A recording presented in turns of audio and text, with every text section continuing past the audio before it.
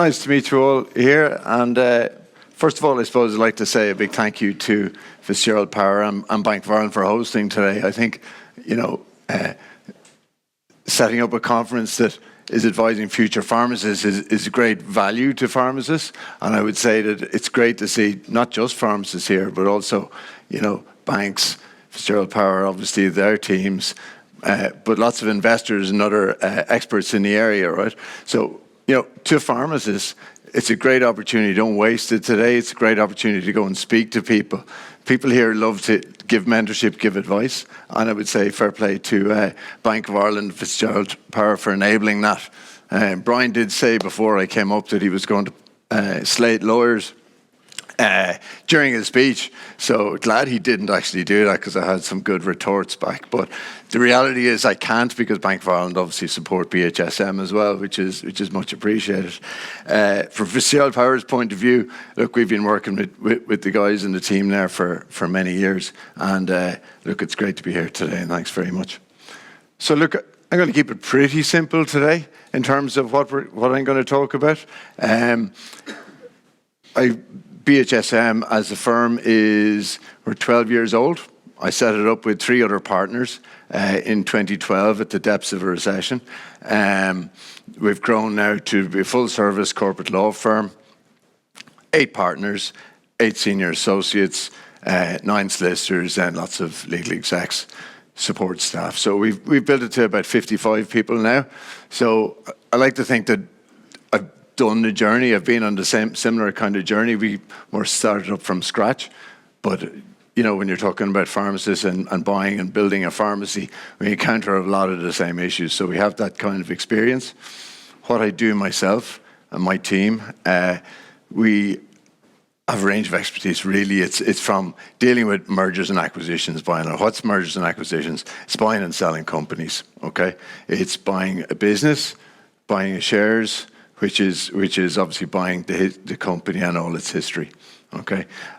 With that, you have a range of, as we talked about earlier, hybrid type of arrangements and legal agreements, which can be shareholders agreements, partnership agreements, investments agreements, subscriptions, etc. Gonna not try to get bogged down in legal detail today a little bit, but more give a view of what it is we do and what the legal journey can look like for a pharmacist in looking to acquire a pharmacy. Okay, so in what we do, we typically try to complete about 60 to 80 transactions a year within our team. Of that, probably about 10% is in the pharmacy market. So we would close probably 7 or 8 pharmacy transactions a year. I've been in practice over 20 years, so that's quite a number of pharmacy transactions. So hopefully we can impart some of that advice today. Okay. So what do we try to achieve? Okay, so what we want to do effectively is plan and prepare. What do you want to achieve as a pharmacist, right? What is it that is setting you out to make you different? There's 300 odd pharmacists out there have registered interest with the guys. What is it you want? Is there a pharmacy for you? What is it you're trying to achieve? Okay. Is it a lifestyle business? Are you trying to build a group? Do you want to talk about getting an investor on board to support you and go on a buy and build? Do you want to talk to your current pharmacy, your pharmacist that you work with, and say, look, how can you want to retire? How can we structure this? Okay, structuring a deal like that can take up to 5 years, really, because you have to almost plant the seed with the person, the target. They may want to sell out straight away, but that's kind of typically unlikely. People will want to plan an exit, and an exit could take 4 or 5 years because they have to get their house in order while you're getting your house in order, right? So really, a lot of what we're talking about today is planning for that. On the other side of the scale, you might decide, right, I want to build a group. Okay, so how do you plan for that? You need to have a team. You need to have people around you. Do you buddy up with another couple of pharmacists or a mentor and put a structure in place where you say, right, let's go after the market. I'll look after this area, you look after that area. So really, you want to be a good buyer of a pharmacist. When you're approaching somebody to sell a pharmacist, what's going to put you above the other people that are there? You need to know what it is that you want. You need to have a business plan. And how do you do all those things? Well, you engage with the people around you. You talk to people who are mentors.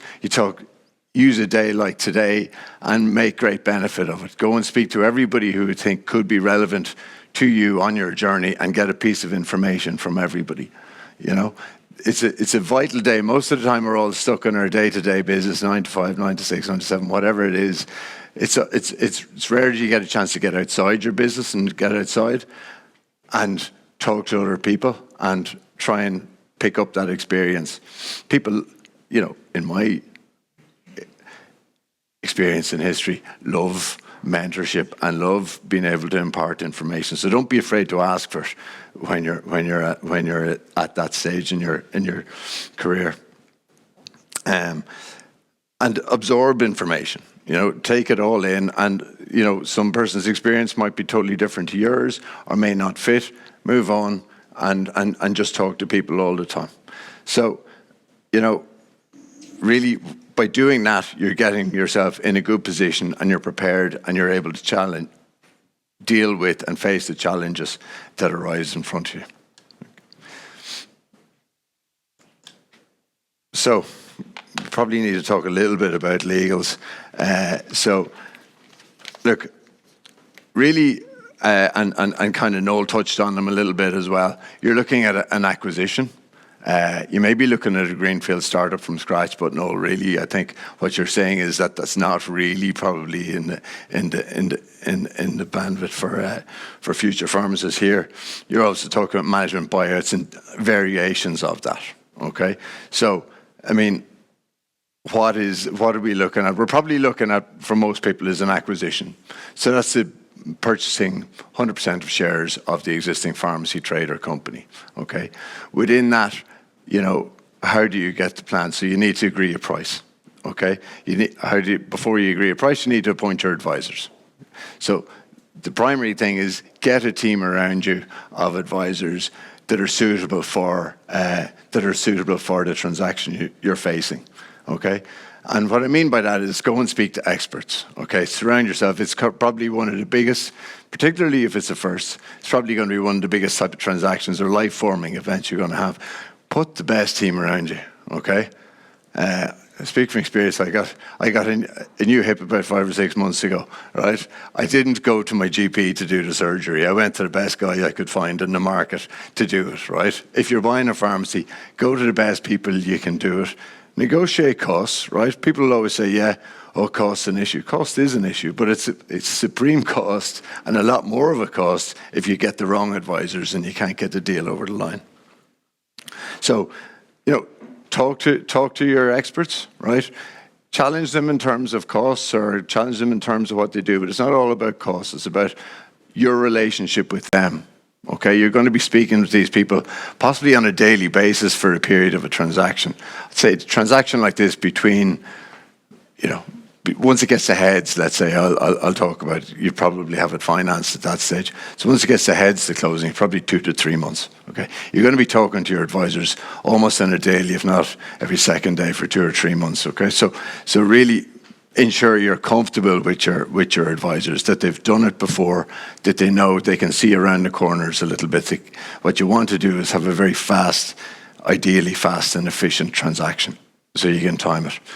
I would say, in terms of valuations, it's like the dark arts, really, in terms of how guys value things. I'm not even going to pass comment on that.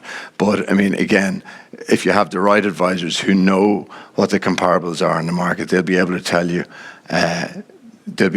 yes, you're paying the right price, and yes, likely your bank will support that. Okay.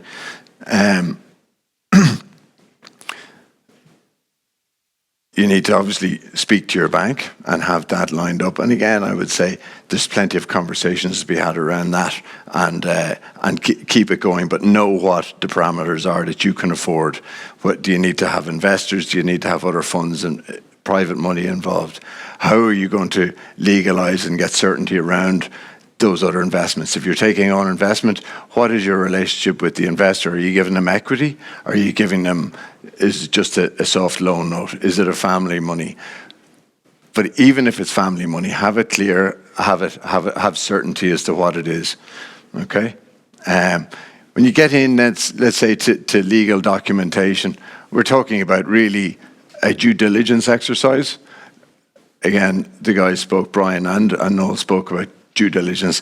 From a legal perspective, that's looking at the company, right? Let's say we're buying a company, which is most what will happen in most options. You know, you need to understand you're buying the history of that company. So if that company is there for 20 years, maybe it's an owner-manager, he's trading the company for 20 years, you're buying all his history or her history, be it their tax history, their employment, the property. I'll speak a little bit about property in a minute, but particularly employees. What is the relationship there? What are their contracts? You know, have they been there for 20 years? Is there a redundancy cost in there? Have they negotiated salary increases recently? Do they have contracts? Is there retirement dates or ages in the contract? You know, if there's somebody there who's worked for 25, 30 years, they're 60, 65 years of age, you know, how can you control the sense of their exit from the business? Because if they don't have a contract that has a retirement age, you know, you're going to have to perhaps have redundancy conversations which mightn't fit what you want, okay? Once you do that due diligence, you understand the asset you're buying. You understand what you're acquiring, all the history of it. Your solicitor should give you a diligence report saying, look, this is effectively what you have, okay? You find issues in that or what during the period of those conversations, and you deal with them in the context of the transaction. So if we're acting for a buyer, we'd engage with the solicitor for the seller and say, look, we're not happy. We need an indemnity in respect of these particular matters, or we need you we need to price chip, or whatever the case might be. Okay, so that's your due diligence. Brings you into your share purchase agreement, which is the primary agreement that sets, you know, what the consideration you pay is, how and when you pay it, what warranties or indemnities you might be getting, what non-competes you're getting. You don't want to give a couple of million quid to the guy you bought a pharmacy of, and he moves across the road and sets up in opposition to you, or does something similar like that. So you want to make sure that you've got good certainty then in what it is. Okay. Like Brian mentioned earlier, you know, the bank will be interested in your diligence exercise. They'll be interested in the property and how that sits, okay? And the property can be one of the most annoying and frustrating parts of a transaction because, you know, we're Irish and very much Irish people are tied to a location. So you buy a pharmacy, it's very much, it's centered on that location. The customers are used to going there, okay? But if you're buying from an owner-manager, sometimes they'll have slipped over some planning issues. They may not have fire safety. You know, they may have any kinds of property breaches there. The bank will need to see that those are cured. You will need to see that those are cured. So ideally, you would almost have a surveyor review the property before you acquire it, so you know there's no issues there. These tend to be the things that delay, have an inordinate amount of delay on transactions. Okay, maybe just a little bit on hybrid or MBO models, because that was spoken about as well. You know, what you can have, there's a myriad of arrangements you can have, right? But the common ones we see is have an option agreement. Maybe you might work and say, look, I can't buy it now. I'll buy maybe 25% of the equity now, but I'll have an option to buy the other 75, 50%, whatever it is. I'll have an option to buy the rest of your pharmacy or the shares at a particular point at a particular price. Okay, you can always have shareholder agreements where maybe you increase your equity over a period of time. And really, you need to have legal certainty. And this kind of dealing with the risks that we have is what we're trying to do in a legal perspective is to give you legal certainty as to what you're acquiring. Okay, that's really the role of a solicitor is, what am I buying? How am I paying for it? What are the promises that the vendor is giving me? so that I know I'm getting what I can, and how can I come back against him if it's how can I come back against him if he's in breach of warranty or if he hasn't been truthful. Now, I think there's probably 2, maybe 3 transactions, or pharmacy transactions certainly, I've ever done that there's been a warranty claim in. So, there really is kind of low risk, I would say, in the pharmacy market. So, the risk is owning the pharmacy in a sense, but really that risk is quite low if you've prepared and you've done the due diligence and you've done all the preparation and legwork getting into the transaction. But look, you are moving into the pharmacist, I would say, you are moving into the world of being an employee, or not being an employee anymore, but being an employer. And, from my side of the house, there's a myriad of legislation there that protects, guess what, the employee, okay? So, all that legislation there, you then need to be cognizant of it, make sure you have your policies in place, make sure you have your contracts in place, and that really is one of the biggest issues we find for new pharmacists. So it's effectively making sure that the contracts there are adequate, or if not, put in new contracts during the course of your acquisition, okay? If you're buying a business, you need to give notice of 30 days to, let's say, so the easiest and most normal course is buying shares. If, for example, you're buying a business, there is a stamp duty hit at 7.5% on that, as opposed to 1% on a share purchase. But you do need to consult with the employees in advance. If you're buying shares in a company, there's no consultation needed. You don't need to engage with anybody before the transaction within the company, or certainly in the employees. So it's just at the end of the transaction you would say, I'm the new owner, look forward to working with you, kind of thing. But if you're buying a business, you're just buying the business from a vendor, that you need to consult with the employees for a period of 30 days before you can complete your transaction. In terms of property issues, as I kind of said earlier, it's really important to understand, particularly I would say when you're buying from an owner manager. If you're buying and there's a lease in place, if you're buying a company and there's a lease in place, you'll have to review that lease. You will be stepping into that lease, so you need to understand, as Brian mentioned, if there's only 5 or 6 years left to run, the bank will not lend on that. So you need to make sure there's an extension to that lease, or you negotiate a new lease. If the property is part of the sale, again, I would urge people to understand the property risks associated with that in advance. Okay. Leading to the end, really, but I mean, really, you're moving from an environment of being an employee and having all the rights associated with that to the person where the buck stops, effectively, right? So there can be risks, and you should plan and think about every scenario leading up to it.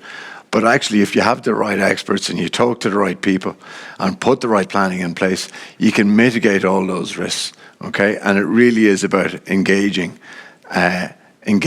with the people who are your advisors, who you're paying to help you buy the best possible asset and make that asset the best possible asset for the purpose of your journey and for moving ahead. So, I mean, really, by doing that, you insulate yourself from difficult situations. The last slide is the prize goes to anybody who knows what that stands for. It was my history teacher, my last class before my history exam for the Leaving Cert. Anything you ever wanted to know but were afraid to ask. So this is a section now, if anybody has any queries, questions. As I said at the start, I think it's really important to talk to people. Take that opportunity to talk. You don't have to ask a question here, but if you do, the lovely Lee will field it. Thanks very much, Joe. Thank you. Is there any questions from the audience? No, you got away lightly, Joe. That's very good, isn't it? Thanks very much. Okay, thanks, Lee. Cheers.